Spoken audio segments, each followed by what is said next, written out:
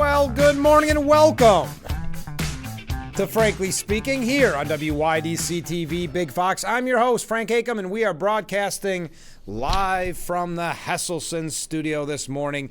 And I've got to say, we got so many great comments coming in from viewers already, and everybody's stealing my thunder. They're all the stories I wanted to bring up throughout the show. But that's a good thing.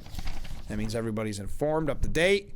We can get into the nitty-gritty. We've got a lot to cover this morning. Well, let's first start with viewer comments. The communists will charge gun manufacturers with a crime that someone else committed with their gun. How about charging Gavin Newsom with accessory for giving the driver his license? And that's in reference to that story brought to you yesterday. As a matter of fact, and we're going to get back to other viewer comments, but just to piggyback off of that, J.D. Vance, the Vice President of the United States, was on Laura Ingraham's program yesterday. And Laura asked, federal highway funds, that's leverage that the federal government has over the states that refuse to do the basics. Would you consider advising that DOT and the administration to pull back on federal highway funds for these states? This is what Vance had to say in reference. Again, you had 3 dead because of this driver, illegal, that received a license under the rules of California. Vance said, so I don't want to get ahead of any administration announcements, but we are looking at a whole host of points of leverage we can exercise over California and other states to make sure they comply with the law. Sanctuary cities are killing people because you allow these violent criminals to set up shops in your city. Obviously, you saw this case with a person who murdered people on the road, 3 people on the road, because he couldn't even read the road signs. We have a lot of points of leverage here, but fundamentally, I think the American people have to stand with us here, because when we go and tell the governor of California or the governor of New York that you have to stop putting the interest of illegal aliens over American citizens, we need the American people to stand with us. And I think that they will. I think that they are. But we're definitely not going to let this slide, Laura. You can't do it. You've got to stop putting the interests of foreigners who don't have the right to be here over the interests of American citizens. Now, earlier in the interview, Vance said that California gives license to illegal immigrants, quote, who don't have basic English competency, which matters a whole lot, because if you're going to read a road sign, you might as well, or you need to actually read the language the roadside sign is written in. And of course, this illegal alien in California killed 3 innocent people because he was reckless. He was dangerous. He shouldn't have been in the country. But now we come to find out he can't even read in the language the road signs are written in. So that's an update, kind of piggybacking off what that viewer said. A comment from Mark. He writes in, good morning, Frank. And I say good morning, Mark, as always. I watched Vance and Pete Hegseth visit National Guard at Union Station in Washington, D.C. amid protests. And both gave great speeches on how they are going to clean up D.C. Also, Texas House passes the GOP redistricting plan after weeks-long standoff. And that's another Trump win. Yes, the breaking story coming out last night, the redistricting did take place. We're going to talk about that in depth because there's Gavin Newsom is responding. Gavin Newsom, for some reason, beyond my scope, is becoming hugely popular because of what I would consider very uncomfortable tweets where he's trying to sound like President Trump. J.D. Vance weighed in on that. We're going to talk about that. But actually a rising star. Forget his disastrous handling of the wildfires and the riots. All of that means nothing because he is essentially copying Trump's texts and using them, I guess, in their mind against Trump. And I'll probably reiterate this point when we talk about it. But it reminds me of those on the left that did tune into Stephen Colbert and probably still do every night. Why? Because it confirmed their worldview in a way that they deemed funny. So if you just keep repeating the old joke about the orange bad man and just word it in different ways or talk about his hair, they love it. They clap like seals. They're happy as can be. And that's what they want. And that's what they're getting right now from Gavin Newsom. But not to be outdone and not stealing the tweets. But, of course, Governor Hochul has to get in the mix as well. So we're going to be talking about all that with the redistricting. But that is a major story coming out this morning, that after the weeks-long standoff, that, yes, indeed, Greg Abbott and Donald Trump scoring a big win in the redistricting battle as Texas Democrats blockade and Fox News' words collapses. We're going to talk about that in depth. Comment from a different viewer. Another one that beat me to the punch. I had it right here from New York Upstate. The headline reads, NASCAR schedule makes big changes to Watkins Glen races. And I wanted to ask everyone's opinion. So this viewer got ahead of the curve. Yes. Well, let me read the viewer's comment. Then I'll go into a little more in depth. Good morning, Frank. Well, good morning. You ready for this? LOL.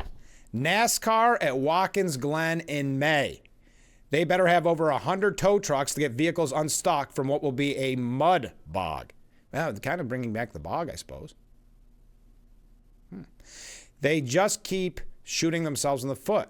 If I'm not mistaken, it is Mother's Day weekend also. It is. The one track besides Daytona that has a good turnout. The one track besides Daytona that has a good turnout.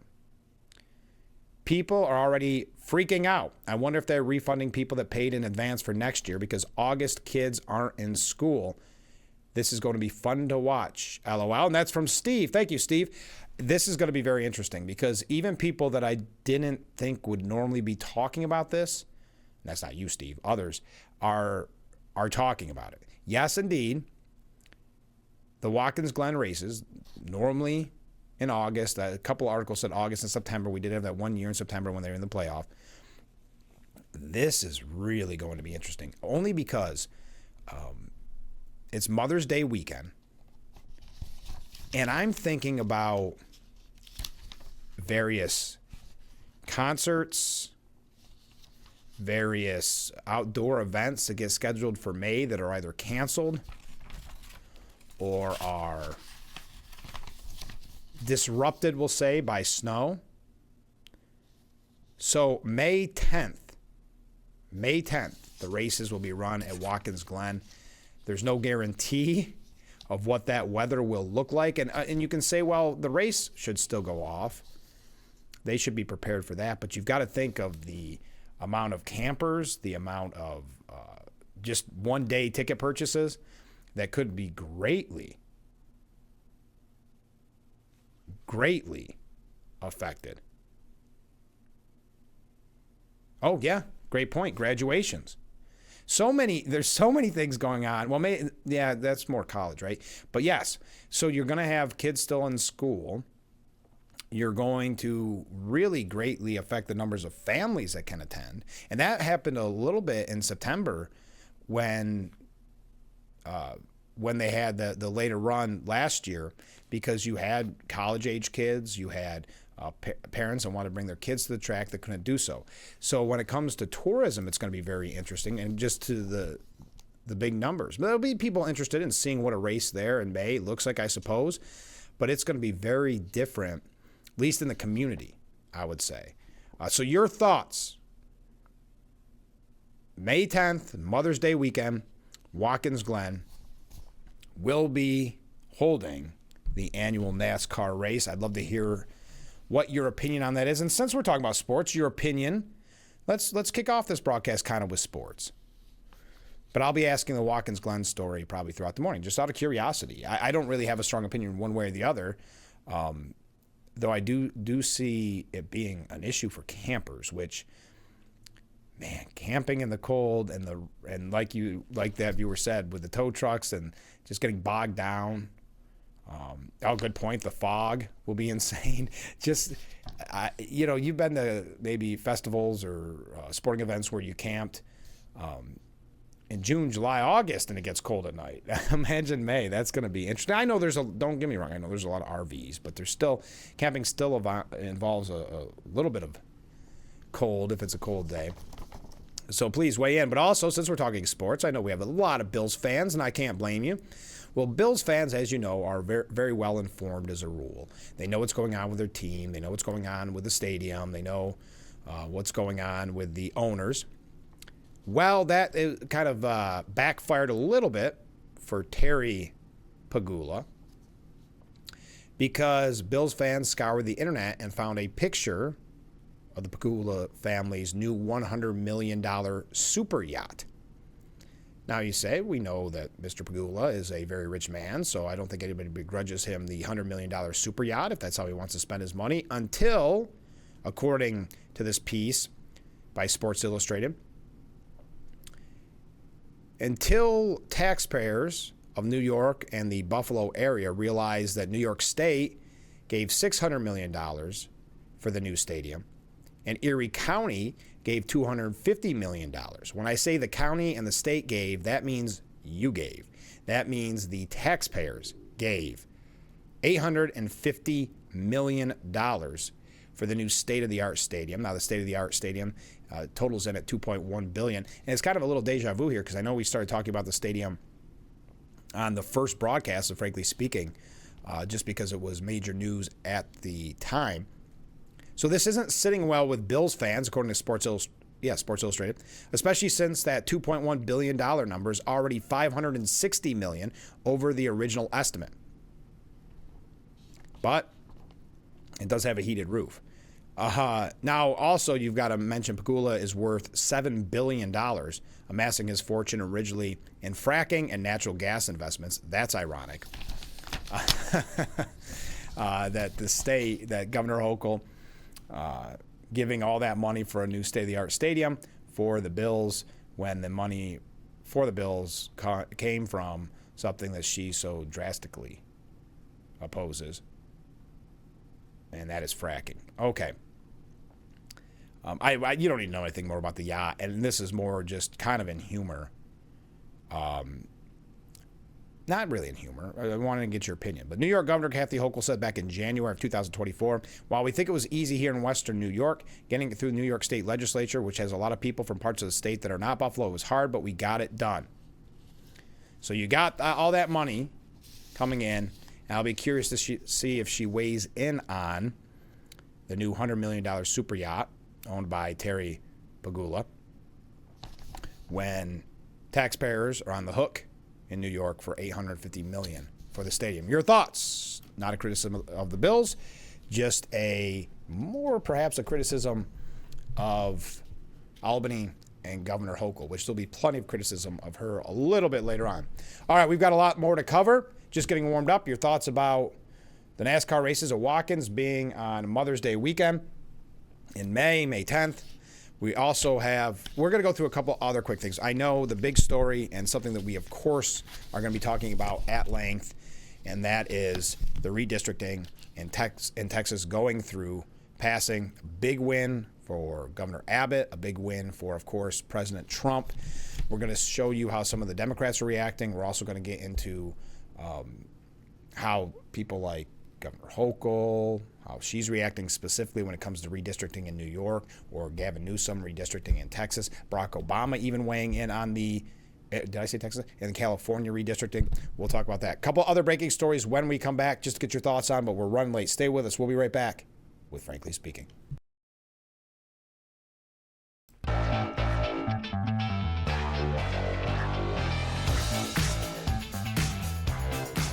Our picturesque view of historic Market Street, right in the heart of the Gafford District. That amazing view is brought to you by Boss Security in Horseheads. Contact them today for all your business and home security needs.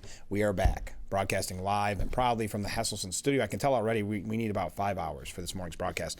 There's an anonymous source, and this is one I want to get your thoughts on, that is saying that the military is preparing to attack Mexican drug cartels. The Trump administration has directed the military to prepare for lethal strikes against cartel targets inside Mexico. That's according to 3 military sources. The top secret planning order issued in late spring directs Northern Command to manage the attack plan, which are to be ready by mid-September. Though U.S.-Mexico military relations are broad and cooperative, any military action south of the border is considered extremely sensitive for both Washington and the Mexican federal government and is rarely discussed in public. One senior intelligence official saying not only is Donald Trump uniquely focused on transnational criminal organizations, cartels, having designated them terrorists in one of his first executive orders, but he has shown himself to be willing to take unilateral action despite potentially negative political ramifications. He and another source say the military action could be unilateral, that is, without the involvement or approval of the Mexican government. The unprecedented order was discussed at a July meeting. Okay, your thoughts on that? By the way, also breaking story yesterday, Tulsi Gabbard axed nearly half of her agency. The Director of National Intelligence, Tulsi Gabbard, sent out an email to Office of the Director of National Intelligence employees yesterday, announcing the launch of what is being called ODNI 2.0, the culmination of months-long efforts to reduce redundancy and cut costs, including employees. Quote, this will reduce ODNI by over 40% by the end of the fiscal year 2025 and save taxpayers over $700 million per year. So nearly half of her staff at the National Intelligence gone. Trump is giving his blessing, according to officials. Notably, Gabbard herself briefed the president on the staff reduction about 2 weeks ago alongside Marco Rubio, who's a national security advisor, one of many titles. Created shortly after the 9/11 attack in 2001, ODNI oversees 18 separate intelligence arms of the U.S. government, serving as a hub designed to connect them. Though the exact number of employees is classified, when Gabbard took over the agency, it had roughly between 1,850 and 2,000 staff. ODNI is now expected to have around 1,300 staffers following this, what they're calling a seismic shakeup. So reducing staff by up to 40% in an effort to streamline the spy agency and cut costs. Certain ODNI employees will be fired while others will be reassigned internally, and some detailees, employees on loan from other intelligence agencies, will return to their original employers like the CIA, FBI, or others. So there we are, big shakeup. Tulsi Gabbard axing nearly half of her agency, America's top spy agency, they call it here, in an attempt to right-size its overall footprint. So half in that shakeup. Kristi Noem, and these are just breaking stories before we get into the arguably biggest breaking story, which is what's happening in Texas. So we've got a lot on that. Kristi Noem is pushing for ICE. A lot of this was coming from Drudge, so it's all laced with a little bit of negativity. By the way, speaking of negativity by the media, I brought you the story about Trump kind of reflecting on getting into heaven, hoping that the peace deals kind of get him in through the pearly gates. And the media had opinion piece after opinion piece how it showed I don't even know. It was like negative towards belief in heaven and his kind of somberness because, here's a man there was 2 assassination attempts on him. One very, very close. So I just saw it as kind of humorous, but also reflective. And the headline on one of the links shared by Drudge is that it sparked health concerns. And the biggest takeaway from that, and the one that frustrated me the most because it was clickbait to get people, what's the word I'm looking for? Get people, not just click on it, but get people to complete a completely different narrative. It's completely taken out of context. Trump said, I want to get to heaven if possible. I'm hearing that I'm not doing well. That's where they cut it off. So the headline reads, Trump's afterlife fear sparks fresh health concerns as president admits, quote, I'm not doing well. Now, if you were to read that, you're thinking maybe he has some real health issues. So after a couple of ads, they finally share the second part. So let's start with the first part, second part as well. I want to try to get to heaven if possible. I'm hearing that I'm not doing well, ... I am really at the bottom of the totem pole. So they cut out the part where I'm not doing well, and then I am really at the bottom of the totem pole. But if I can get to heaven, this will be one of the reasons. So obviously in reference to just joking that, hey, I haven't been the best person. Maybe they're not, St. Peter isn't going to let me in those pearly gates. But they present it as a way that he's showing that he's having health concerns. This is the kind of unhinged media coverage that we've talked about so extensively on this program. So anyway, take everything with a grain of salt. If it comes from the media like NBC News that is reporting that Kristi Noem is pushing for ICE to buy and operate a fleet of deportation planes. Many of the headlines read she wants her own airplanes. Again, disingenuous, but Kristi Noem is pushing for Immigration and Customs Enforcement to use an influx of funds to buy, own, and operate its own fleet of airplanes to deport immigrants. That's two sources familiar with the discussion, so take it with a grain of salt, telling NBC News. Former officials said that ICE owning and maintaining its own planes would be costly, but could make it easier for the agency to potentially double the number of people it deports each month. And we know that Kristi Noem has been very busy in her efforts on illegal immigrants. Well, according to Senator Jon Ossoff from Georgia, he was asked on MSNBC, you recently released a report as part of your Senate investigation into credible findings of human rights abuses in U.S. immigration detentions. Let's look at some of those numbers. 41 credible reports of physical and sexual abuse of individuals in U.S. immigration detention, 14 credible reports of mistreatment of pregnant women, 18 credible reports of mistreatment of children. When you put those numbers before your Republican colleagues, what defense do they have? This, again, coming from MSNBC, as you can tell by the question. Ossoff said, well, it's indefensible. You know, the American people expect and deserve secure borders. Oh, you finally admit that. Where was that conversation in the last 4 years, out of curiosity? We deserve it? Well, appreciate that. They do not expect and support human rights abuses of people who are in our custody. And we have gathered more than 500 credible reports of serious human rights abuses in these homeland security facilities. You know, there are, at some point is going to be a reckoning for all of this. These folks who are working at these private prison companies who are on Kristi Noem's staff right now, they're at some point going to have to testify under oath about what is happening in the facilities that they're currently running. And you know, their plan is to expand the scope of detention. They are planning, by the way, their rhetoric, a day of reckoning, the rhetoric that is being used. But it is expanding. Nebraska, I don't know, Alligator Alcatraz was a pretty cool name. This one doesn't work as well. But Nebraska has announced a plan for an immigration detention center in what they're calling the Cornhusker Clink. Of course, Nebraska, the Cornhusker state, and clink, which I have not heard in a long time, but is a term slang for jail. And that's in line. I guess that's the way it has to be done after Alligator Alcatraz. And I forgot about Deportation Depot. And Speedway Slammer in Indiana. I didn't know that one either. They all keep flying at us. So an expansion in Nebraska for an immigration detention center, the Cornhusker Clink. Okay, so I've asked you the question, what do you think about NASCAR at Watkins Glen moving to Mother's Day weekend, May 10th? What's your thoughts on that? My other question would be, if New York were to open an immigration detention center, what would our name be? Alligator Alcatraz, Cornhusker Clink, Speedway Slammer, Deportation Depot. What would New York's be? All right. We got to take another break. I'm going to be running late this morning because I have two more updates before we get into Texas. And one has already been mentioned. I believe Mark brought it up about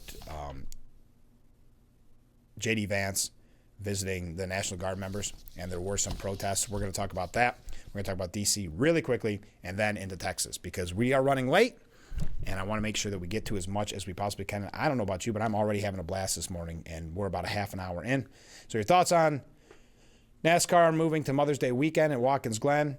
What would our state immigration center be called if that were ever possible, which of course we know it's not under Governor Hochul's leadership? We're going to be talking about Hochul a lot. So stay with us.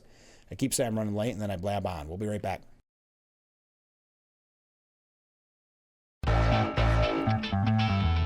And again, thank you to Boss Security for bringing us that beautiful view of Market Street. Contact them today for all your business and home security needs. Wow, we got a lot of comments coming in. Sorry, get distracted because we are asking a lot of questions this morning and we're getting great answers. Let's get right to them, shall we? Good morning, Frank. Well, good morning. Your show is very thought-provoking. Well, thank you. If Trump actually does make it to heaven, is it safe to say that Barbara Streisand won't want to be there? Therefore, on karaoke night in heaven, it could be Trump that's singing The Way We Were.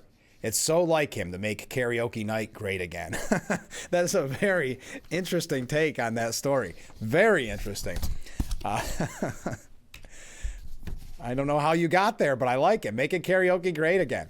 Mark writes in, to the question of if we were to ever have an immigration detention center in New York State, which is very unlikely unless perhaps Elise Stefanik wins.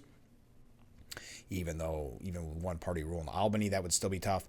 But what would the name be? Because we have Alligator Alcatraz, we have Cornhusker Clink. Mark writes in, they could build a detention center here and call it Beaver Valley Barricade. I like that one. Beaver Valley Barricade. That's a good one, Mark. Thank you. Good morning, Frank. Well, good morning, Scott. Thanks for calling in. Scott writes, looks like Goodyear is going to have to make a new race tire, snow tires. Not to mention that the Air are going to need to be equipped with, the Air Titans, is that the word? Because it sometimes autocorrects, are going to need to be equipped with snow plows. That is true, being in the north in May. Yes, we may need to have snow plows and snow tires for the race in May, because Watkins Glen, if you did not hear the announcement, the NASCAR race is going to be on Mother's Day weekend, May the 10th this year. So Scott does not like that move. Your thoughts? All right, I got other great comments coming in. Keep them coming in. I don't mean to jump ahead. I just haven't seen them all since after the break. I like to read them ahead of time so I don't flub. Okay, on D.C. real quickly. City Councilwoman Brooke Pinto, Washington, D.C. City Councilwoman, Democrat, stated the city police chief is investigating potential accuracy issues with the city's crime stats. And I had mentioned this. I'm glad there's going to be an investigation into this because we heard so many of leading Democrats say Washington has had the best crime rates in 30 years. And as many said, even if that's the case, you're still telling residents who feel unsafe to walk the streets, not even just at night, in the day. Joe Scarborough saying most residents wouldn't ever think of walking more than 3 blocks, unlike New York City, where some people feel safe doing that. So, again, I think it's important to look at the statistics because we learn from people that actually were victims of crime that the way their crime was reported was either not reported or reported in a way that kind of demeaned the crime when it came to statistics, okay? So they asked D.C. City Councilwoman Brooke Pinto on CNN's The Lead, are you supportive of the Justice Department's investigation? Pinto said no. I think it's another distraction.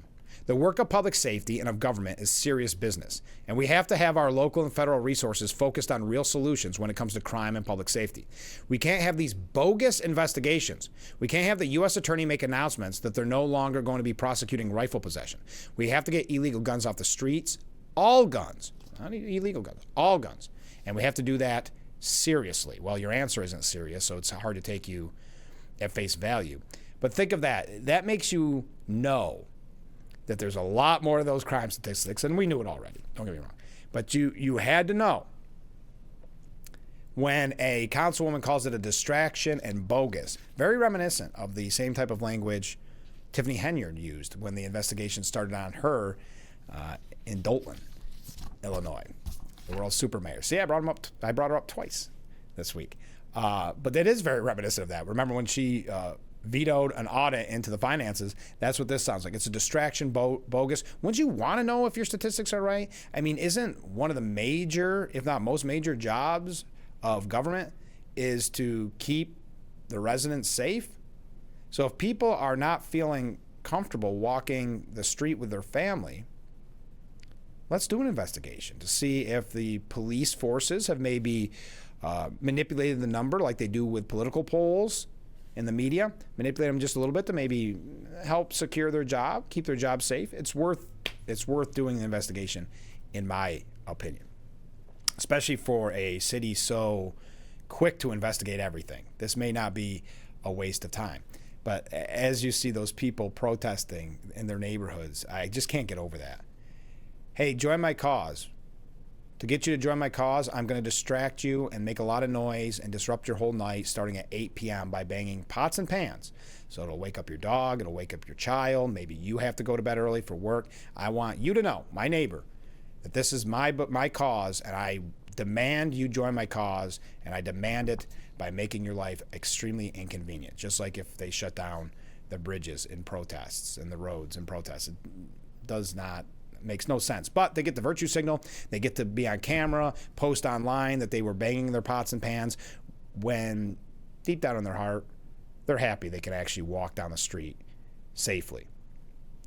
But in reference to these protests, before we talk about Texas, I love this. I know the media is presenting this in some instances as a negative, but J.D. Vance and top White House advisor Stephen Miller ridiculed protesters who hurled nasty verbal abuse at them. This was at a visit for the National Guard members, with the National Guard members in Washington, D.C. Vance, Miller, and Pete Hegseth treated the guardsmen to a meal of Shake Shack burgers in the Union Station, D.C. train hub, as demonstrators themselves could be heard in the concourse. Miller blasted the protesters as, and I quote, elderly white hippies. Miller said, for too long, 99% of this city has been terrorized by 1% of the city. We're going to ignore these stupid white hippies that all need to go home and take a nap because they're all over 90 years old. Now, I don't want to validate in any way what he said, though I will also say I've seen many pictures from these protests and many videos from these protests and driven by many of these protests, and I can make my own judgment, but I'm not going to. Miller added that the district is not a city that has had any safety for its black citizens for generations, and President Trump is the one who is fixing that. That's when J.D. Vance chimed in, saying that it was kind of bizarre that we have a bunch of old, primarily white people who are out there protesting the policies that keep people safe when they've never felt danger in their entire lives. It actually should make every American ashamed that the world's leading superpower, our national capital, was unsafe for families to walk around at night. That is a disgrace. We don't think that is acceptable, and thank God we have the presidential leadership to change it.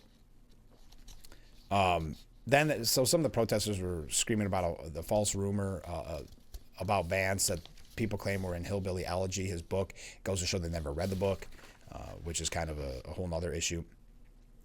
Miller said Wednesday that the handful of protesters would embolden the Trump administration. Me, Pete, and the vice president are all going to leave here inspired by them. We're going to add thousands more resources to get the criminals and gang members out of here. Yes, I don't think that has the effect they were hoping it would. But Miller blasting the protesters as elderly white hippies. But I think that's a really great point. He also said we're going to ignore those stupid white hippies. But Vance making a good point, both of them, saying this is not a city that has any safety for its black citizens for generation, and President Trump is the one fixing it, with Vance saying it's kind of bizarre that we have a bunch of old, primarily white people who are out there protesting the policies that keep people safe when they've never felt danger in their entire life. So there you go. There's your D.C. update. When we come back, Abbott scored that big win in redistricting. The questions of the day, your thoughts on the NASCAR race moving to Mother's Day weekend at Watkins Glen International, May the 10th, and if we were to ever get an immigration detention center in New York, what would the name be? Now, you can go two different directions with this. You could assume it's under real leadership, like an Elise Stefanik as governor, and not one-party rule in Albany, or you could assume it's under the leadership of Hochul, which, of course, it would never happen, but this is all just for fun. So it can be either way what that name would be, and I think it'll be easy to assume which one that is. Stay with us. We'll be right back with Frankly Speaking here on WYDC-TV, Big Fox. The Frankly Speaking Roof Cam, brought to you by Boss Security in Horseheads. Contact them today for all your business and home security needs. We are back broadcasting live from the Hesselson studio here on Market Street in Corning. We're having a blast this morning. All right, let's go to some viewer comments. First off, tip of the week. We've got a viewer that wants to send in a tip of the week, and I like it. We've got Karen's Quote of the Week. We've got Climate Fact Friday with Bob. We've got so many great additions to the program, so why not a different tip of the week? Here's one for this week. Baking powder can be used in moderation for tenderizing meat. Interesting. While both baking soda and baking powder can be used to tenderize meat, baking soda is generally considered more effective due to its higher alkalinity. I should have read this ahead of time. Alkalinity. We'll try. However, it's important to use it sparingly as it can also affect the taste and texture of the meat if too much is used. Baking powder, on the other hand, contains baking soda, but also has an acid, cream of tartar, and is used primarily as a leavening agent in baking rather than for tenderizing meat. Thank you very much. There's your tip of the week. All right, let's go to some comments on names for an immigration detention center in New York. Thanks. Try to think of what New York should call a detention center. New York State could call it detention center the Kids Gloves Hotel. All right, I like that one. Morning, Frank. Well, good morning. Sergeant Dave writes, it would be Hokel Jokel Jail. I like that one too. I missed a week. And maybe someone should let the Trump administration know Southport Prison is available. I think that's a great idea. I think that's come up in the past as well. So we got a couple of good names there that were built into the collection. And if you're just tuning in, you're probably confused. But there's the Cornhusker Clink that has just been announced by Nebraska, of course. We have Alligator Alcatraz. We have Speedway Slammer in Indiana. I like this one. Florida doesn't go with something that's related to their name, though. So you have, well, in a way, Alligator Alcatraz is in a way. It's not related to their name, but it's related to a different jet. Anyway, I got twisted up there. And Deportation Depot, which I like that one, but they don't specifically mention it to some reference of Florida. That's okay. All right, we're just having a little fun here. Abbott scored the big win. The Texas House on Wednesday passed a new congressional map blasting through a Democrat roadblock. The map passed the Republican-controlled House in an 88-52 vote, setting up a new look for the upcoming 2026 midterm elections. Still, the map must go through the Senate before it lands on Greg Abbott's desk. But it is a big win and a big step in the direction that Greg Abbott was looking for. Abbott pushed for the creation of a new map to adhere to Trump's desire to not see a repeat of the 2018 election cycle, when Democrats handily regained the majority in the House and acted as a foil to the president's legislative desires. Well, and also there would be another impeachment. They've already signaled the things that they would do to get back at Trump. While Republicans control a supermajority in deep red Texas and already passed the map through the state Senate, Democrats still needed to create a quorum. We know all about that. This has led, and this is why this is going to get very interesting, where this leads. But Democrat leaders announced Monday that they would return for the second special session. Chris Turner, a Democrat representative, saying, members, it breaks my heart to see how this illegal and rigged mid-decade redistricting scheme is dividing our state and our country. This is Texas. It's not Washington, D.C. The impulses of outside politicians and their billionaire backers shouldn't dictate what we do in this chamber, the House. Representative Todd Hunter, a Republican who wrote the bill for the new map, countered that 4 of the 5 new districts were majority-minority Hispanic, knowing that each of the new districts now trended Republican. Still, he had no qualms as to why Republicans were pursuing changes to the congressional maps. The underlying goal of this plan is straightforward: to improve Republican political performance. I got a second. President Trump weighed in on this. We're going to talk about this extensively because there's so many different tentacles when it comes to this. President Trump, truthing out, big win for the great state of Texas.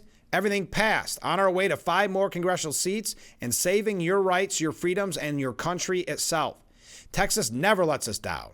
Florida, Indiana, and others are looking to do the same thing. More seats equals less crime, a great economy, and a strong Second Amendment. It means happiness and peace. But Republicans, there's one thing even better. Stop mail-in voting, a total fraud that has no bounds. Also, go to paper ballots before it's too late. At 1/10 the cost, faster and more reliable. If we do these 2 things, we will pick up 100 more seats, and the crooked game of politics is over. God bless America. It is interesting. We're going to talk about it. When he says 100 more seats, I don't know about that. And at least Stefanik weighed in on mail-in ballots. We'll get to a little bit later on. But it is interesting. New York Times did an expose, if you will, about registration.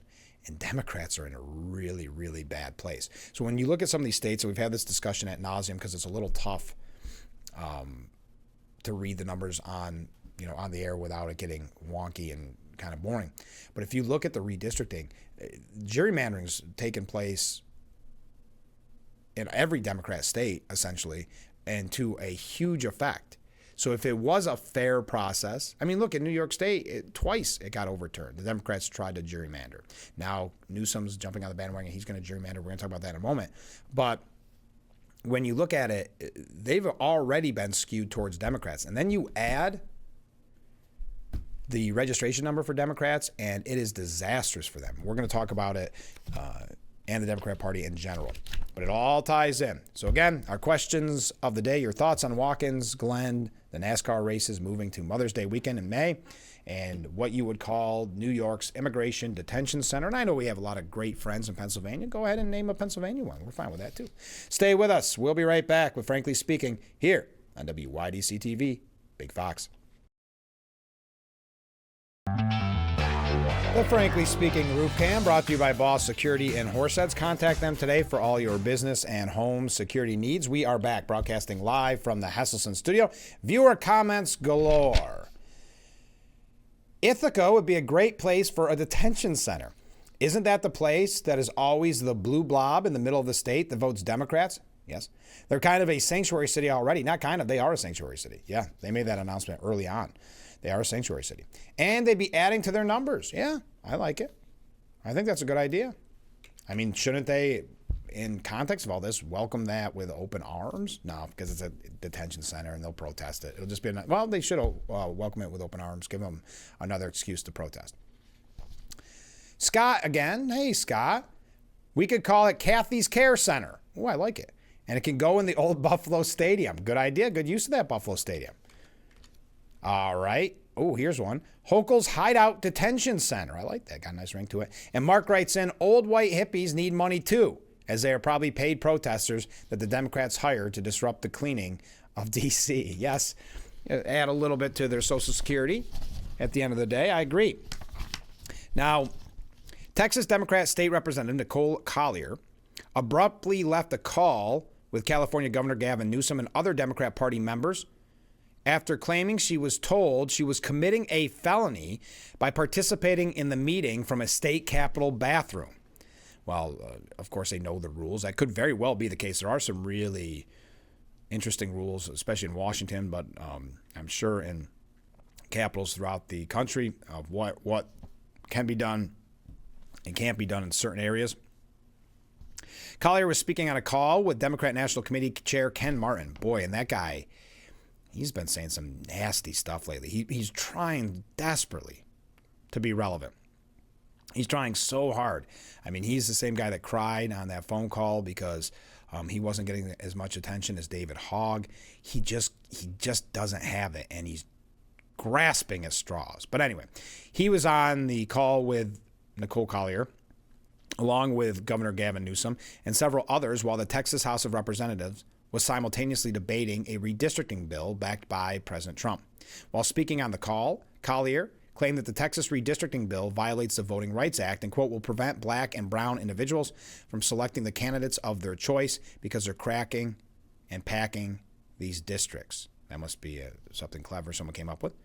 While Martin was speaking about 30 minutes in the call, Collier suddenly interrupted, saying, sorry, I have to leave. They said it's a felony for me to do this. Apparently, I can't be on the floor or in the bathroom, before turning to address someone off camera. You told me I was only allowed to be here in the bathroom, she told the person off camera. No, hang on. Bye, everybody. I've got to go.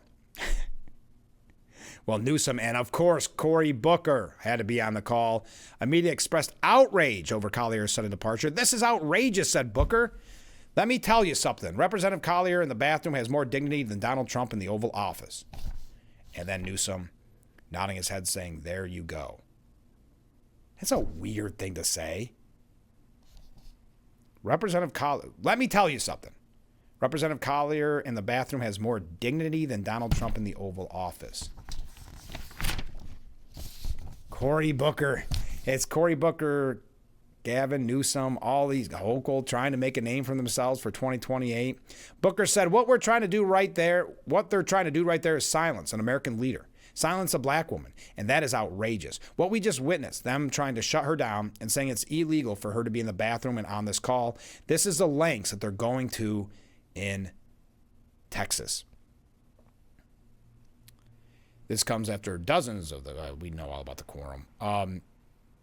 Anyway, Cory Booker making a name for himself. We've got so much on this, and it ties in with Gavin Newsom because Gavin Newsom now calling for redistricting as well. All right, stay with us. Got a couple comments coming in. Having a fun time. When we come back, we'll wrap up hour number one.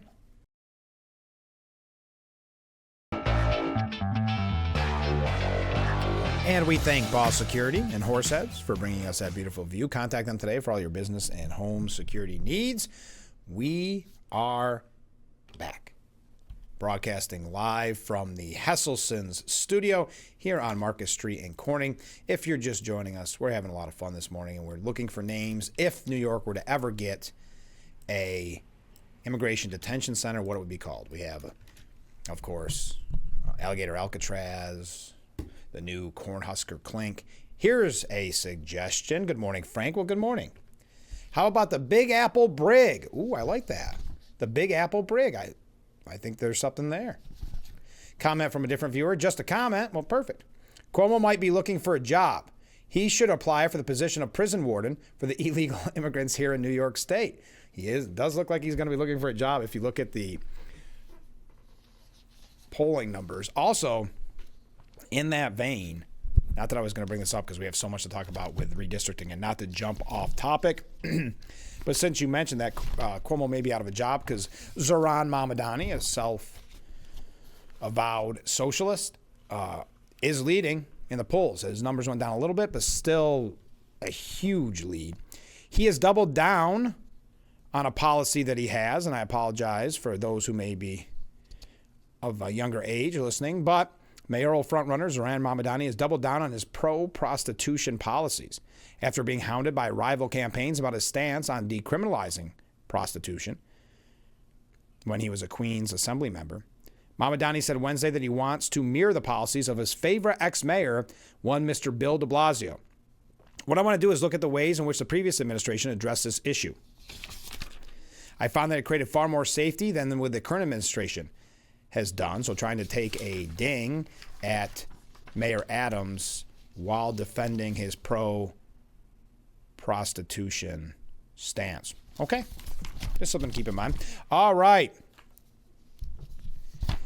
Next up, we are going to be talking about, how are we doing on time? We're going to be talking about this redistricting. It's very interesting what is being done in California, because they are, in retaliation, calling it a threat to democracy, what Texas is doing.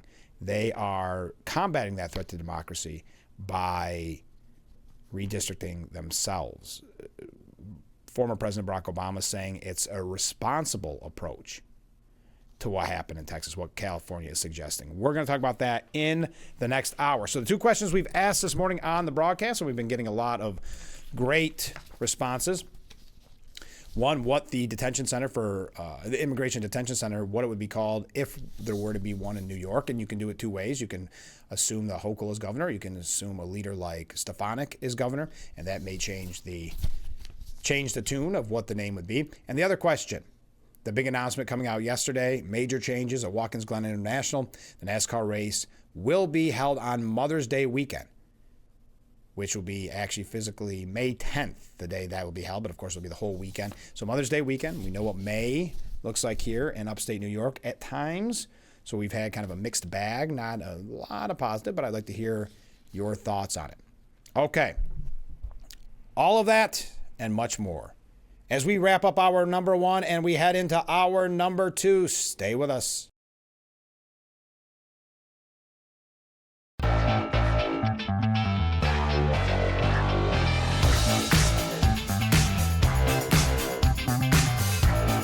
It is hour number two of Frankly Speaking here on WYDC TV Big Fox. I'm your host, Frank Aiken. We are broadcasting live from the Hesselson studio on Marcus Street in Corning. We're having a great time. I appreciate you joining us.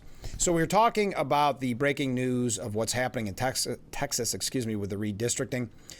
Former President Barack Obama said he respects Gavin Newsom's push for a redistricting plan in California to add more Democrat seats in the blue state. So the idea that redistricting in Texas is a threat to democracy, so therefore To combat that threat to democracy, they need to redistrict. The president saying, I believe that Governor Newsom's approach is a responsible approach. He said that it is going to be responsible. We're not going to try to completely maximize it.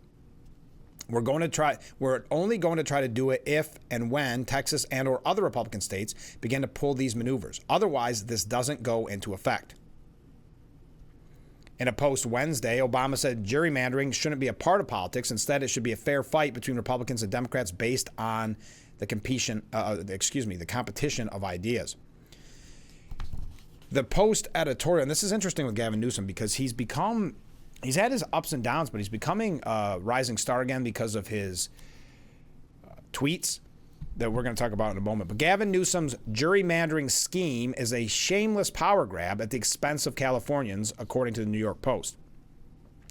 Governor Newsom pretends his blatant gerrymandering scheme is a battle for democracy, but he's spitting on the will of Golden State voters merely to boost his bid to become Democrats' 2028 nominee.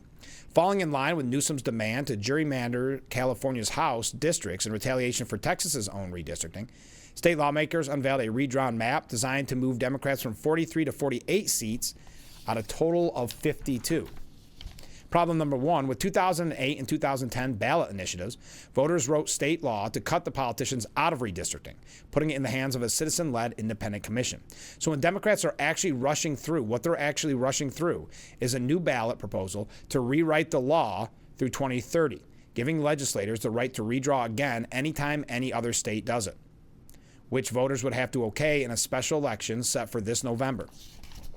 Problem number two, all new bills are supposed to face a 30-day cooling off period for review before lawmakers vote. But Democrats are trying to rush this through in under a week so they can meet the deadline for the November ballot. Republicans are suing to stop that violation of the state constitution. If the state's judges, chosen overwhelmingly by Democrats, let that go ahead, the voters may still reject the idea. Polling even early this month showed they wanted to stick with the independent commission by better than 2-1. Cue the burning of millions on nonstop TV ads trying to sell voters on this greasy power grab. By the way, behind the scenes, Democrat maneuvering has left California's current nonpartisan map, in quotes, pretty skewed. As it's been pointed out, Republicans won nearly 40% of the statewide House votes in 2024, yet got only about 17% of the seats. The GOP redistricting in Texas will only match that slant. So the big winners here are Newsom's bid to cement his image as a no-holds-barred opponent of the GOP, plus the consultants who rake in big bucks to sell the public on something it hates. Meanwhile, Californians are fleeing the state in record numbers because Democrat rule has made it unaffordable. As a result, the state's on track to lose 4 House seats after the 2030 census. The redistricting drive sure calls to mind rearranging the deck chairs on the Titanic. It's not even a serious fix for National Democrat woes. The party lost more than 2 million registered voters to the GOP just from Election Day 2020 to Election Day 2024, and another 200,000 in the 9 months since. Newsom may be winning the love of Democrat base, but he's leading the party to waste its time and money on gimmickry and has no hope of reversing its decline.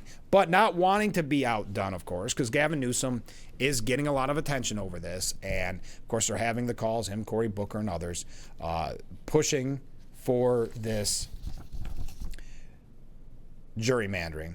So now Governor Hochul is going to speak today with Assembly Speaker Carl Heastie and Senate Majority Leader Andrea Stewart-Cousins about redistricting. Now, the best case scenario for Hochul is that this is done by the year 2027 because of the state constitution and how this would have to go through by a vote. So to me, this is all grandstanding. This is all to put on a show. This is why she's meeting with Carl Heastie and Andrea Stewart-Cousins and not Gavin Newsom, Cory Booker, Ken Martin. This is what Governor Hochul said. Tonight, Texas Republicans delivered Donald Trump the rigged map he demanded. Trump, Greg Abbott, and their allies know they can't win on their record of stripping health care, tanking the economy, and making families pay more with less. This is a last gasp of a desperate party clinging to power. In New York, we'll confront Trump's legal insurrection head on. We'll meet him on the same field and beat him at his own game. At his own game. So that's Governor Hochul wanting to be the star that Gavin Newsom is right now. And now I know many people are saying, well, star, I remember what happened to the California wildfires, and I remember what happened to the riots. So what exactly has led him to be a star? It's all about his tweets. It's all about his posts on X. And we're going to talk about that in just a second. But it is important to know, if you are just joining us, a couple quick things, that the redistricting in Texas has went through the Texas House. It still has to go back to the Senate. So it's not completely at Greg Abbott's desk yet, but it looks very likely to be so. They are counting this as a win for the governor and for Donald Trump. Donald Trump taking it as a win on his Twitter posts last night. So it is a major breaking story. The other breaking story, I realized I didn't really reset the scene on this like you're supposed to at the top of the hour.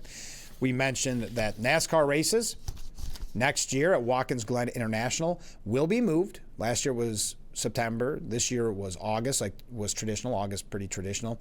This year, it will be on Mother's Day weekend, May the 10th. So your thoughts on the NASCAR race in upstate New York, Watkins Glen International, being held on May the 10th and that whole weekend of Mother's Day weekend. I know we have a lot of NASCAR fans out there. Will you still attend? Will that be a hindrance to your camping experience? Do you look at it as a positive, little change of pace? Because I know some people have gone for decades now. So your thoughts on that. The other question we've been asking this morning, because there are so many clever names for the immigration detentions throughout the country, like Alligator Alcatraz and Deportation Depot, which are both located in Florida. There's also Speedway Slammer in Indiana and Cornhusker Clink in Nebraska that was just announced yesterday. Your thoughts if we had an immigration detention center here in New York, what it would be called, and we'll read those throughout the morning. Okay, so Gavin Newsom, and I brought this to you over the last couple of weeks, he's been trying to emulate Trump's cadence, his sound in his tweets. He's been trying to be very aggressive. He's played kind of both sides of this. He went and started a podcast, and he met with some conservative commentators, and that got him a lot of backlash from his own supporters because you can't have the conversation. So then he followed that with more of this kind of rhetoric to get him to the position of leader of the resistance. And that is, without saying it in so many words, that is essentially what they are calling him now. So many people loving his tweets. Politico doing a whole piece on it. How Gavin Newsom trolled his way to the top of social media. Inside the MAGA parodying strategy that has rocketed the California governor to dominance while annoying leading Republicans. And that could be. It could be annoying leading Republicans. I haven't heard too many people saying they're annoyed. I know that the tweets that I've read, and I've read some on the air, okay, it seems like it's been done by 1,000 different people because it's just trying to copy Trump's style. With a smash mouth, all caps laden and meme-filled X account, California Governor Gavin Newsom is holding a mirror up to MAGA, and MAGA doesn't like what it sees. So does this concern you? Asking the question again, is this something that makes you lose sleep at night because Gavin Newsom is parodying MAGA? There's Newsom on Mount Rushmore. There's Newsom getting prayed over by Tucker Carlson, Kid Rock, and Hulk Hogan. There's Newsom posting in all caps, saying his mid-cycle redistricting proposal has led, quote, many people to call him Gavin Christopher Columbus Newsom because of the maps. Thank you for your attention to this matter. If this genre of social media posts provokes deja vu, there's a good reason for that. He's trying to mimic President Trump. No, he's trying to mimic. People have been doing this since Trump took over, essentially, Twitter. Steve Bannon saying he's no Trump, but if you look at the Democrat Party, he's at least getting up there, and he's trying to imitate a Trumpian vision of fighting, right? He looks like the only person in the Democrat Party who is organizing a fight that they feel they can win. For a decade, President Trump has blazed trails online, and now Newsom has found that by replicating Trump's posts to the point of outright parody and trolling, he's effectively gamed social media algorithms and colonized X's typically right-coded For You tab. In doing so, Newsom is not only getting on Republicans' nerves, but also potentially redefining how Democrats function as the opposition party in the age of Trump. Politico is not the only one saying that. We're going to get to this in a little bit. CNN saying the same. The headline actually read, I'm paraphrasing it, but I have it written down here somewhere, that Democrats no longer decide to hit high. They're going to go low, which, have you ever felt the Democrats have always been taking the high road? I don't know. And Politico emphasizing that as well. Michelle Obama famously advised Democrats to live by when they go low, we go high. Newsom has approached it a bit differently. When they go low, we go low, and backed by lots of AI-generated slop, end up in the high algorithm. Do you feel that has ever been followed? When they go low, we go high, the Democrat Party, and how they've handled Trump. Newsom said, I've changed. The facts have changed. We Democrats need to change. His posts have birthed an organic outburst of user-generated memes, not dissimilar to the dynamic Trump has inspired. There's Newsom riding a raptor in a battle, a tattered Old Glory ripping in the wind behind him. There's Newsom riding a different dinosaur while shirtless and sporting an 8-pack of abs, raising pistols in the air. Newsom isn't just trolling MAGA. He's proving to Democrats that stepping off your digital high horse and entering the fray is both messy and worth it, says Stephen Smith, a digital strategist who was online engagement director on Pete Buttigieg's 2020 campaign. The man was political roadkill a few months ago, but with a shift in strategy, he's become a cause célèbre of the Resistance 2.0. No doubt the rest of 2028 shadow primary entrants are taking note. In some ways, it's like peering into the near future of what a post-literate presidential campaign might look like. In case you have trouble imagining who might occupy such a race, look no further than the side-by-side post of Newsom and J.D. Vance. Newsom has entered the digital fray, and he's performing the sort of... I don't want to go through all this because we don't need to know all of the intricacies of algorithms. But people on the right are noticing too, according to Politico. If I were his wife, I would say you are making a fool of yourself, Dana Perino said. He's got a big job as governor of California, but if he wants an even bigger job, he has to be a little more serious. In private, staffers in Newsom's press office smiled. Perino said nothing about the leader of the free world's own social posting, the very thing Newsom is emulating. Almost a weekend and they still don't get it. The next morning, Governor Newsom's press office tweeted out, Fox is losing it because when I type, America now wins. Perino responding to Newsom's post, saying, I thought they hated Trump, but they're trying to be more like him, and they have to pay people to do it. The thing is, what I was saying yesterday is, I believe that everybody needs to find their own way. Drawing a parallel to Mamdani and Cuomo, if you think about Mamdani, his authenticity is what rocketed him to the top. And now you have Cuomo trying to copy him, and it's just cringe. And that was my point, is that if you're going to do this and it's not authentic, and you're trying to do something else who you say is Hitler, and you think that we don't get the joke, oh no, we get the joke, it's just not funny. And I would agree with that, it's not funny. But remember, Jeb Bush tried this too. In the debates, tried to attack Trump with kind of names and things like that, and how did that settle in? Newsom's press office says that Trump has used all caps less in his own posts of late. Stephen Chung is posting about the account and recently said that Newsom is a coward. Anyway, this is 5 pages. This is 6 pages. But Gavin Newsom, the top of the leaderboard when it comes to the resistance because of his tweets copying Trump. This is, like I said at the beginning of the program, it's very reminiscent to me of Stephen Colbert, where people like to go in and have their worldview confirmed. So they go, they watch, they hear the kind of the same old cliche jokes about bad hair, orange, yada, yada, yada, and they clap and it makes them feel good at night. Same thing here. They see this tweet. They think it's funny, even though it's been done and beat to death a million times. And it's still, at the end of the day, just copying Trump, and they're happy with it. Bannon continued, though, Steve Bannon saying, people in the MAGA movement and the America First movement should start paying attention to this because it's not going to go away. They're only going to get more intense. There you go. All right, we got to take a break. I see a lot of posts coming in. Stay with us. We'll be right back with Frankly Speaking here on WYDC TV. Big Fox. We'll be right back.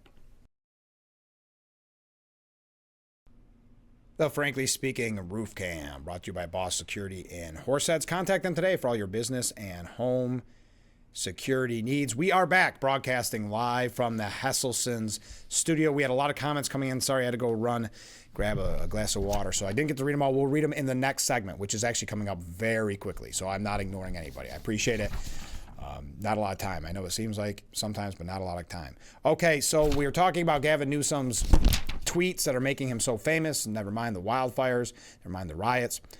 Eric Swalwell, which, if you've ever seen him at some of these hearings, is very uncomfortable. He has been embarrassed numerous times. One I would point to was Ben Shapiro and their handling of that hearing and how he just, again, embarrassed Swalwell. He recently, and viewers brought it to my attention, he recently, whatever you want to say, embarrassed himself or not, called out Greg Gutfeld while he was lifting weights, recording while he was lifting weights. Just an odd guy to me. He was on MSNBC, and he says, I love what Governor Newsom is doing because that's what offense looks like. And we don't see enough Democrats, frankly, doing that. We have to be in more spaces, more places, and always on to voters means always honest. Always on to voters means always honest. And Donald Trump, for all of his warts and all of his corruption and incompetency, he's always on. And so when he makes a mistake, he is on an hour later, 2 hours later, 3 hours later, and it diminishes how the public views him. If we are always on with our ideas and our values, it will project authenticity and who we really are. And so you're seeing Governor Newsom, I think, most effectively do that. And I also like that he's on offense. You have to either put Donald Trump on his heels or he's going to put the most vulnerable in our community on theirs. And that's what the move is. And more Democrats, particularly governors, should model this and step up. So he couldn't be doing better. Copying Trump's style. This is from The Hill. Newsom's Trump Act wins raves from Democrats. So this has really pushed Gavin Newsom to the top of the heap. He is really the face of the resistance 2.0, as one person put. In an effort to egg Trump on and rally his own troops in the Democrat Party, Newsom has taken a page from Trump's playbook, mirroring everything from the president's rants to his social media habits. The California governor has touted his own beautiful midterm redistricting proposal and his beautiful rally to boot. Needling Trump's braggadocious ways? Okay.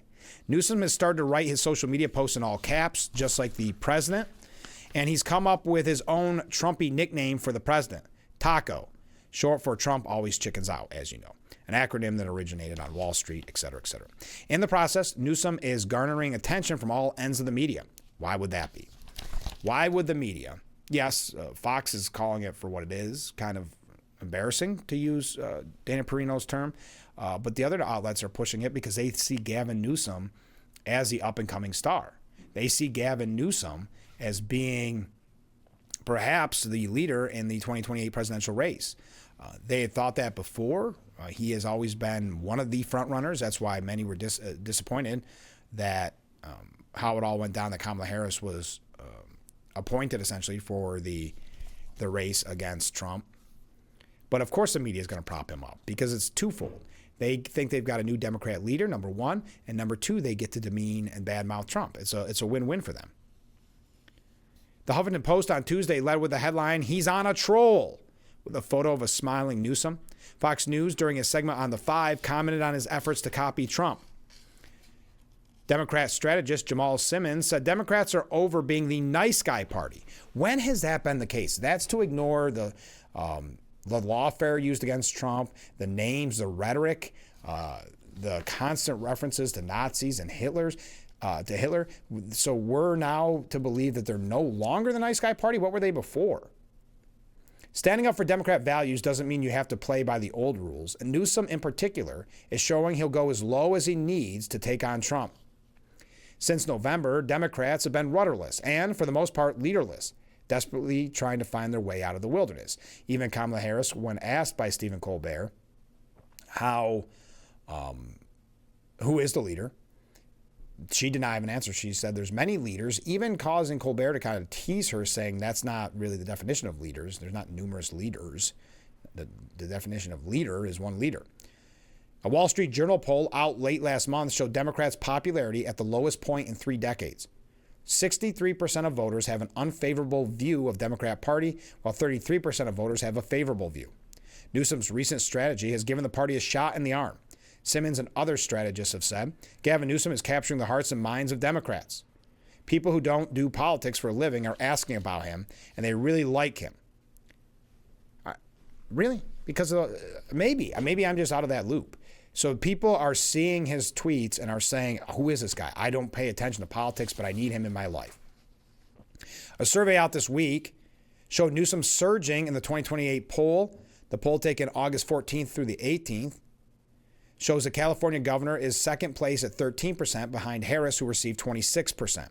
Newsom's press office, clearly aware of the traction the governor has been getting with his new Trumpian tack, has continued to needle Trump by continuing to echo him. But the account isn't just targeting Trump, it's also going against Vance, maybe because they're looking at 2028. The account edited a photo of the vice president onto the body of Australian breakdancer Rachel Ray Gun Gun, who made headlines last year for a mediocre performance.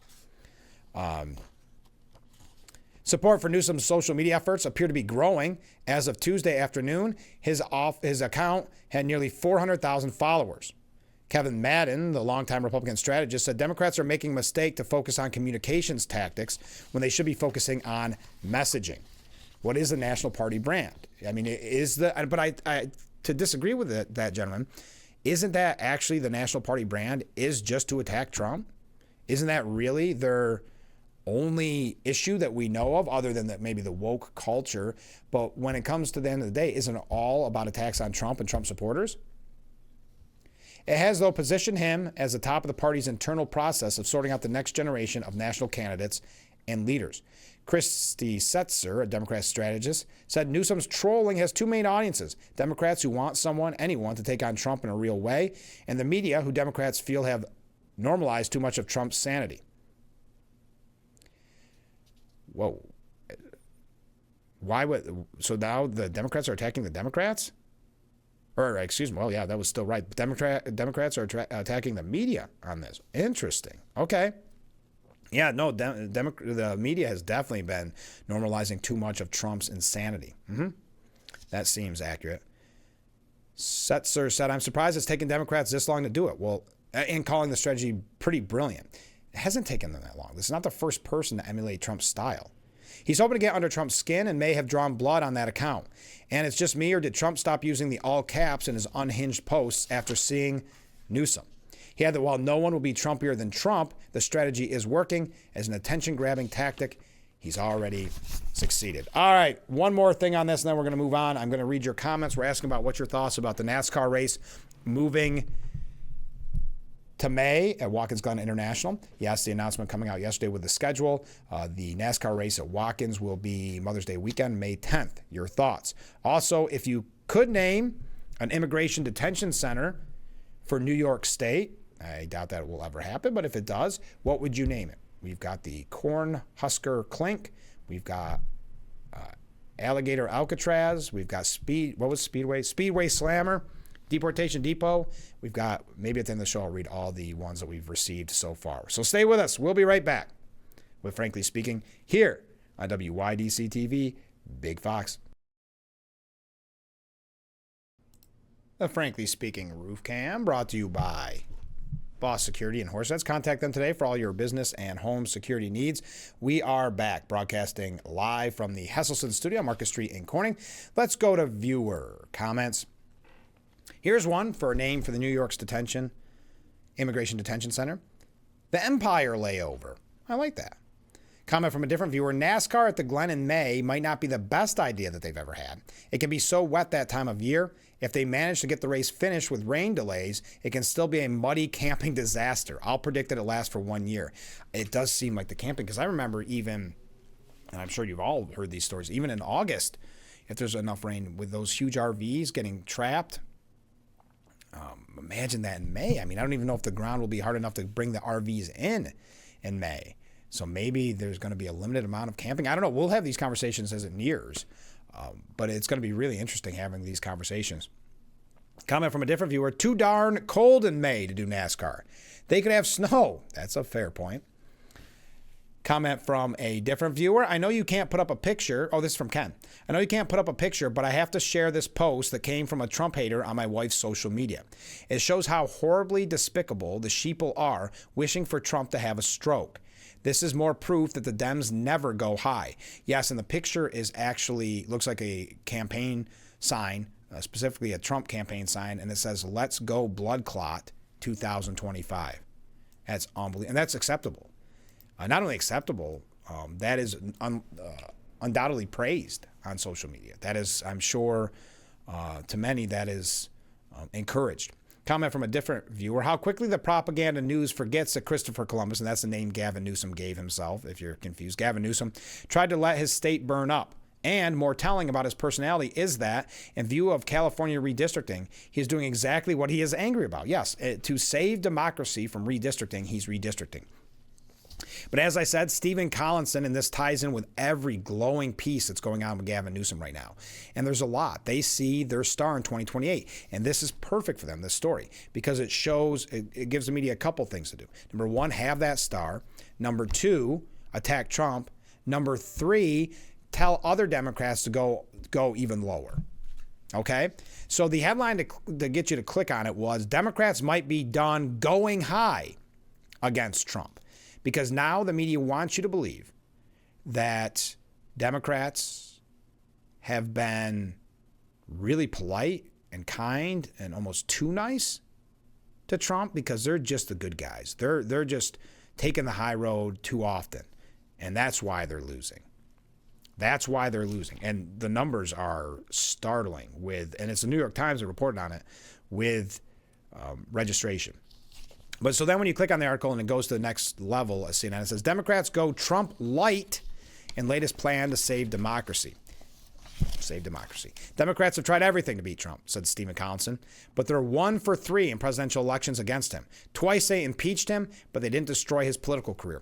Would you say the impeachment was part of that high road? I'm just out of curiosity. Several top Democrat prosecutors brought the force of law against him, but in trying to bring him down, they only made him stronger. Wait a minute. So how many of these things are the high road that he speaks of in the original headline? Lawfare, impeachment. They've tried to, quote, go high when he went low, but he went lower and won. So he went low, even though you just admitted to the attacks on him. Okay. And painting Trump as the worst ever threat to American democracy didn't thwart the greatest White House comeback story in history. So what do Democrats do now? The latest plan, piloted by Gavin Newsom, whose counteroffensive just won the support of Barack Obama, is to be a bit more like Trump, but only up to a point and for a limited time. California state legislators are expecting on Thursday to pass bills to set up a statewide referendum to redraw the state's congressional maps. The counterattack went into force after Deep Red Texas enacted its plan, ordered by the president, to launch a rare mid-cycle redistricting effort in search of 5 Republican seats. Texas Democrats made a big noise, leaving the state to block votes on the plan. We know all about that. Newsom, who has a long and testy history with the president, but whom shares some of his instincts for stump politics, is not just taking on Trump by leveraging the mechanics of government in the Democratic cause. I've got to say, he seemed to be happy with Trump when he was begging for money after his disastrous handling of the wildfires. He's also personifying the maxim that one way to defang a bully is to laugh at him. The governor's turned his social media account into parody. This might all seem rather immature and below the dignity of the governor of one of the most powerful states in the union, but it's playing Trump at his own social media game and recognizes that the president has shattered the norms of political speech.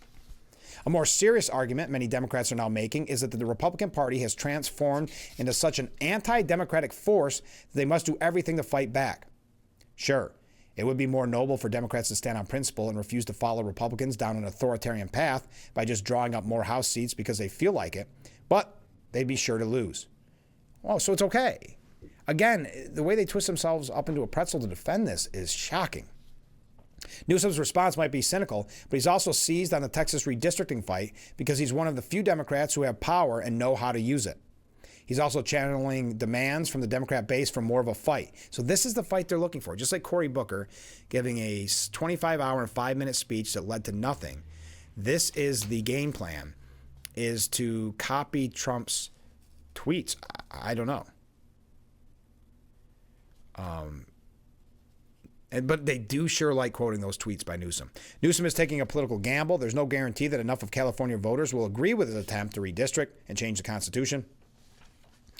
But as he eyes the White House, the California governor has created a platform to elevate himself over Democrat rivals and galvanizing demands for more urgency in the fight against Trump. So this is the fight. It's not quite hope and change, they said. It's, yes. Anyway, I think we've heard enough about that. There is one other thing on this, and then we're going to. Democrats are now bound to fight fire with fire, as Governor Newsom, or as Governor Hochul put it recently. Governor Hochul put it recently and over and over again, saying fight fire with fire, and others stole it from her. Or maybe she might have stole it from someone else. But getting down to fighting dirty with Trump is risky. He's miles better at it than they are. Vance slamming it in his interview. What is this, an interview? Talking about Newsom's attempt to mimic President Trump, calling it inauthentic. Oh, yeah, it was on Laura Ingraham's show. This idea that Gavin Newsom is somehow going to mimic Donald Trump's style, I think that ignores the fundamental genius of President Trump's political success, which is that he's authentic. He just is who he is. You've got to be yourself. You got actually to talk to people honestly about the issues. Gavin Newsom can mimic Donald Trump all that he wants to. They're still going to lose unless they get better policies that actually serve the American people. I don't think it's that complicated when asked what Democrats should do. Don't be a crazy person. Be authentic. If the Democrats did that, they'd do a heck of a lot better. But he argued that Democrats really can't help themselves, citing the Democratic Party uproar over Trump's decision to federalize D.C. police force and deploy thousands of federal law enforcement officers and National Guard troops into the district to take on crime. If you look at the crime issue, they're calling Donald Trump a fascist for taking action. So part of it, sounding less crazy, is being less crazy. Anyway, we got to take a break. A lot of comments coming in. When we come back, the Democrat Party faces a voter registration crisis. And then we have a lot more to get to. Our questions this morning. Your thoughts on Watkins Glen International getting the NASCAR race in May, on May 10th, Mother's Day weekend. Also, if you could name an immigration detention center in New York State, not the one's coming, but if you could, what would it be? All right, stay with us. We'll be right back with Frankly Speaking here on WYDC TV, Big Fox. The Frankly Speaking Roof Cam, brought to you by Boss Security in Horseheads. Contact them today for all your business and home security needs. We are back broadcasting live from the Hesselson studio. We got a couple of viewer comments here, by the way. Thank you for the wave, T-Rex. Appreciate it. All right. Comment from a viewer. Ken writes in, my mom, God rest her soul, always used to tell us about the 6 inches of snow she had on her birthday, May 9th. I know there's been, especially at night, I know there's been numerous times in May where concerts have been canceled, or you go to one and on your way home, or you go somewhere late on your way home, there's flurries. Boy, that's going to affect camping. Comment from a different viewer. Good morning, but you're exactly right, Ken. Comment from a different viewer. Good morning, Frank. I wonder if the NASCAR change will impact attendance in a big way. Full disclosure, I've been to the track a couple times, but I'm not really into the sport. But many of my friends are. But I know that many people across the states have made this an annual trek for decades. And I wonder if they were polled somehow to get an idea of how it would impact their continued support. And I agree with the viewer that our weather in May typically is unpredictable. And yes, we've had snow in May, cold and wet. I think it may keep people not only from camping, but taking in some of the area attractions that are enjoyable outside. What generated this change? I don't know what generated it. I've got to assume it's just NASCAR moving things around to change things around to try some new different things. But yeah, you raised a point that I hadn't even thought about. I thought about less tourism, but definitely in the sense of, well, you're not going to have as many people doing outdoor activities, maybe some more indoor. But I've got to believe when you have kids, both college age and high school and all, and younger, all still in school. So you have them in school, so they're not going to be able to go with their parents, or maybe college-age students on their own. You've got that number. Again, I don't know if you'd want to camp. If they still do tent camping, you probably definitely wouldn't want to do that at night in May. And if you have RV, will they be able to get the RVs? They're huge, some of those. Get those in to park. I don't know. I hear you, and I think you raise a good point. The weather is unpredictable. Keep people from not only camping but taking in some of the area attractions. I agree. All right, we got a lot of comments coming in. We'll get to those in just a little bit when we come back from a break. But the Democrat Party faces a voter registration crisis. According to the New York Times, the party is bleeding support beyond the ballot box. So what we learned in this analysis, again from the New York Times, fueled by Trump's gains among men, younger voters, and Latinos in 2024, more new voters nationwide chose to be Republicans and Democrats for the first time since 2018. Perhaps more troubling for Democrats, the data suggests the Democrat Party activists can no longer rely on the party's tried and true methods to reverse the trend, leaving panicked party leaders and pundits unsure how to resurrect the party's electoral prospects. I guess the only thing they can think of is to go the Gavin Newsom route and copycat Trump. Quote, of the 30 states that track voter registration by political party, Democrats lost ground to Republicans in every single one between the 2020 and 24 election, and often by a lot. That 4-year swing toward the Republicans adds up to 4.5 million voters, a deep political hole that could take years for Democrats to climb out from.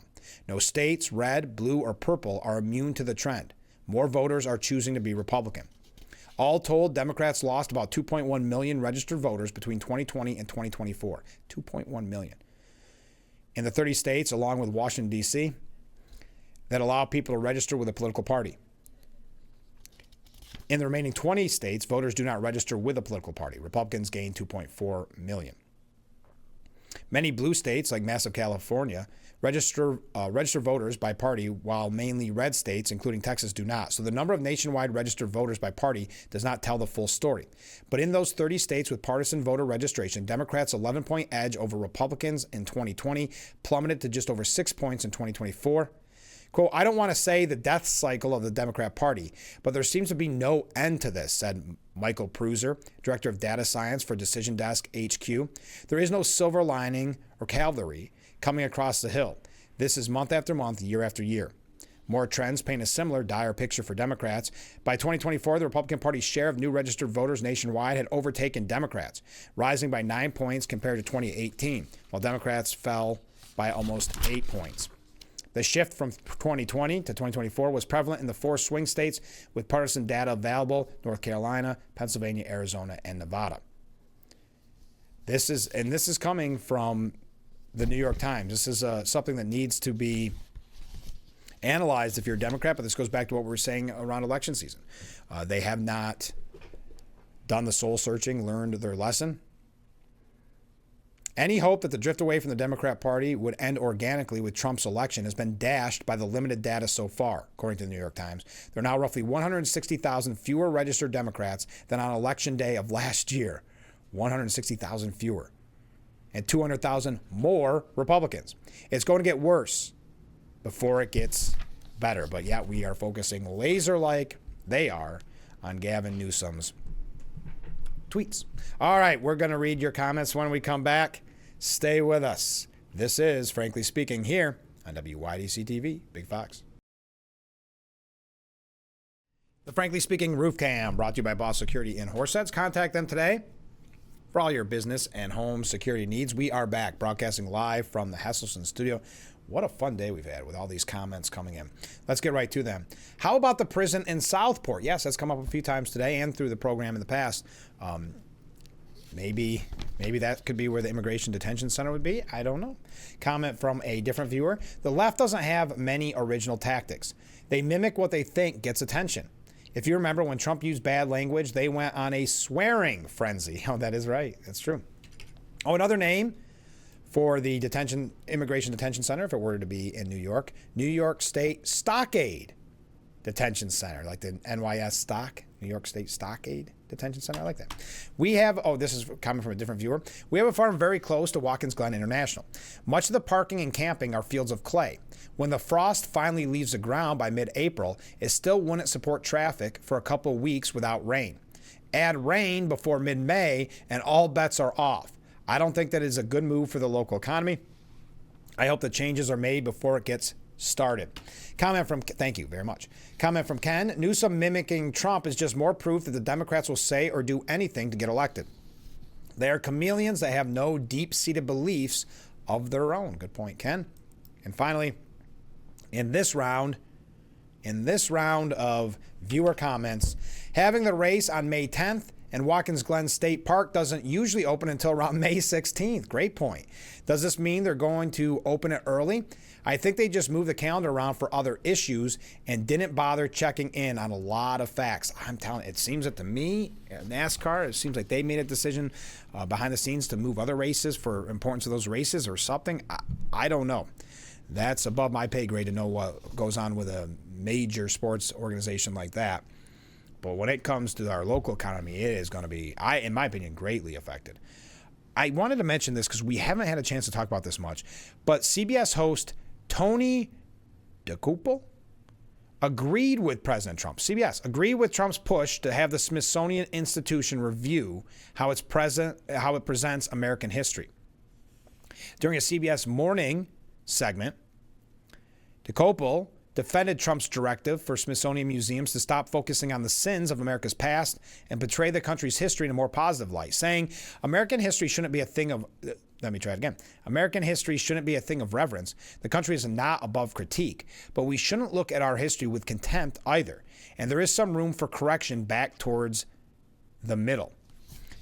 Elizabeth Wise saying Trump isn't trying to erase history at the Smithsonian. He's reversing a destructive woke takeover. And if you recall, we were really ahead of the curve on this when I had the radio broadcast because we had Julian Raven, who is still in the fight over the Smithsonian not displaying his Trump painting that had been was featured at the RNC back in 2016, the Republican National Convention, that traveled all over the country in the primaries. So he wrote a book on it. It's fascinating. The woke culture or the far left politics that is involved in the Smithsonian, because you and I are supposed to be the stewards of the Smithsonian. But I'll continue. Liberals are up in arms with Trump reviewing Smithsonian Institution. But Trump isn't trying to erase history. He's looking to reverse a woke movement that has indeed rewritten the American story to highlight suffering rather than providing a balanced picture of our past.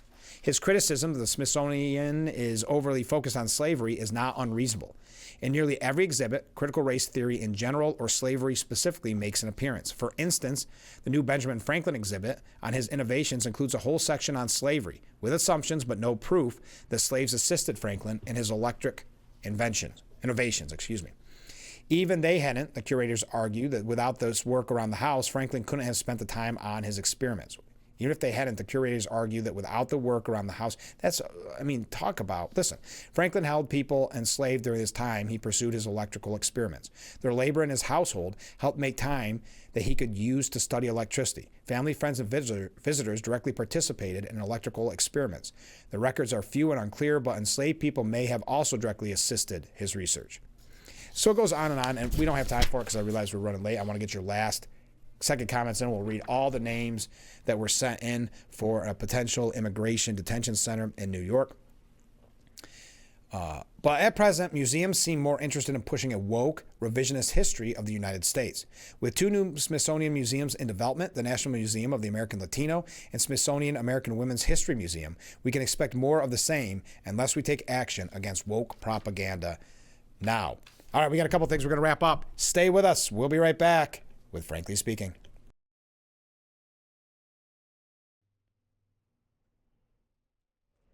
The Frankly Speaking Roof Cam, brought to you by Boss Security and Horseheads. Contact them today for all your business and home security needs. We are back.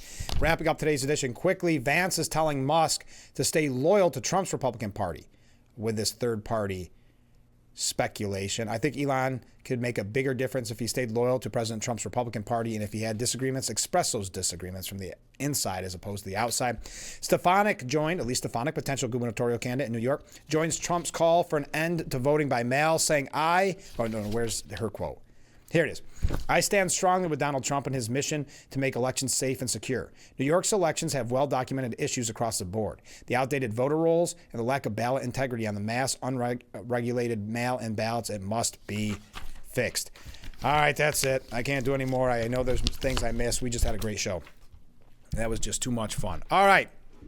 Look at all these nice comments we're getting. All right, I'm going to read these comments at the end. First. Ken writes in, an immigration detention center in the sanctuary state of New York. I think it may already exist. It's called Hochul's Paradise. So there we go. Hochul's Paradise. Here's the names we received on this morning's broadcast. Mark wrote in Beaver Valley Barricade. I like that one.